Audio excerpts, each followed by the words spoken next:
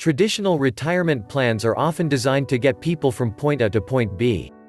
However, as you begin to sketch out this relatively unknown journey, we sometimes forget that, like the first explorers, there are sections of the map that are uncharted, with boundaries outside of which nothing can be seen or explained. It's not uncommon to overlook these voids. We simply assume they will remain outside the mapped area. However, instead of considering the unknown as off-limits or bad, I want to encourage you to embrace and explore them. To walk off the path in order to survey the depths of your heart and soul, and to seek out those distant places and expand the retirement horizon instead of putting boundaries around it. Approaching retirement planning as a voyage that embraces both the known and the unknown leads to very different conversations and results. Discussions that are not only more fun, creative, and personal but also more meaningful. Invest in yourself. Taking this uncharted path begins by making a commitment to invest as much time and energy into yourself as you have with the financial aspects of retirement.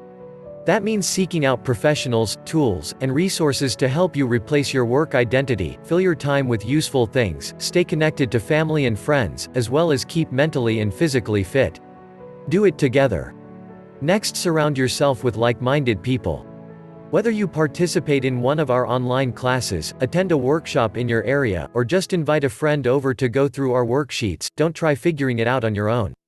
We weren't created to do life alone, and neither was the Naked Retirement book and bonus material we'll share with you shortly.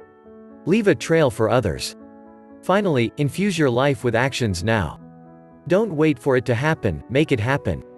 Great personal stories and family legacies aren't created by following the same path as everyone else.